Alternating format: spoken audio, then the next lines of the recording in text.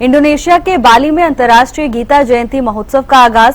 बाली में सुनाई दे रही गीता के पावन संदेश की गूंज। बाली में 3 दिवसीय अंतर्राष्ट्रीय गीता महोत्सव का आयोजन। हरियाणा सरकार और स्वामी ज्ञानानंद महाराज के द्वारा महोत्सव को मिल रही वैश्विक पहचान।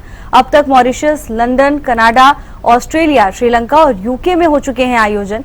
सीएम नायब सैनी ने बधाई संदेश भेजा।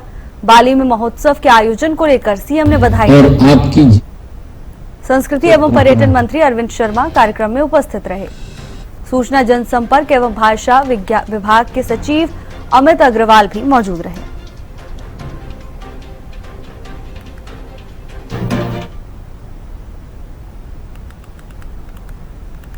अंतर्राष्ट्रीय गीता महोत्सव के शुभ अवसर पर मैं आप सबको हार्दिक बधाई देता हूं।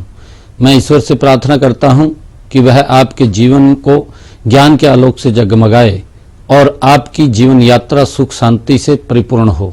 मैं आपको इस बात के लिए भी बधाई देता हूं कि गीता के पावन संदेश की गूंज इंडोनेशिया के बाली में भी सुनाई दे रही है। साथ ही मैं गीता मनीषी स्वामी ज्ञानानंद जी महाराज को प्रणाम करते हुए विशेष तौर पर उनका आभार प्रकट करता हूं कि उन्होंने गीता के पावन ग्रंथ का सरलीकरण करके हम सबको इसे अपने जीवन में उतारने की प्रेरणा दी। इंडोनेशिया और भारत के सांस्कृतिक संबंध सदियों पुराने हैं। यहाँ के मंदिर, परंपराएं और जीवन मूल्यों में भारतीय संस्कृति स्पष्ट दिखाई देती है। यह हमारे लिए गर्व का विषय है कि हजारों किलोमीटर दूर बसे भाई बहन आज भी हमारी साझा विरासत को उसी श्रद्धा से संजोए हुए हैं। मित्रों, भारत की संस्कृति में प्राचीन काल से ही वसुदैव कुटुंबकम का भाव प्रधान रहा है।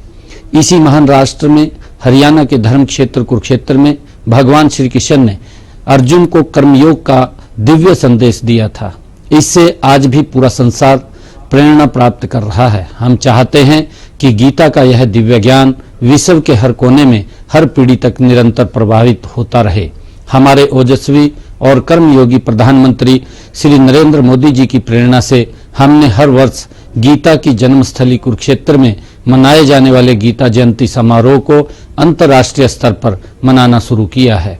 हमने अंतर्राष्ट्रीय गीता महोत्सव को भारत से बाहर दूसरे देशों में भी मनाना शुरू किया था।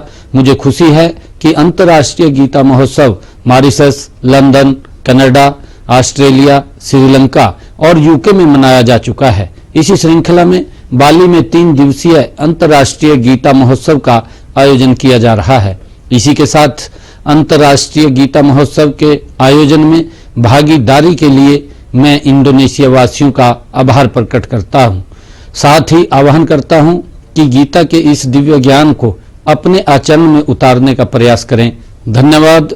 जय श्री कृष्ण, जय हिंद, जय हरियाणा, जय Bharat. On behalf of governor of Haryana and chairman Shri Asim Kumar Ghosh ji and honourable chief minister of Haryana and vice chairman of Kurukshetra development board Shri Nayab Saini ji, I extend my heartful greetings to all our brothers and sisters in Indonesia. Under their able guidance and leadership, the Kurukshetra Development Board is organizing this grand festival here. India and Indonesia share a civilizational bond of more than 2 millennia. The values of Sanatana Dharma, preserved and practiced with devotion in Bali, have kept alive the shared legacy of culture, philosophy, art and spiritual traditions. It is only fitting that Bali, with its living heritage rooted in Dharma, hosts this grand Mahotsav, which seeks to spread the timeless message of the Bhagavad Gita. The International Gita Seminar today will unfold the many dimensions of this eternal scripture. As we all know, the Gita was revealed by Lord Krishna to Arjuna in Kurukshetra at the dawn of the Mahabharata war, not merely to resolve the doubts of a warrior, but to provide humanity with a universal guide for life. Its teaching of Karma Yoga, Bhakti Yoga and Jnana Yoga are as relevant today as they were thousands of years ago.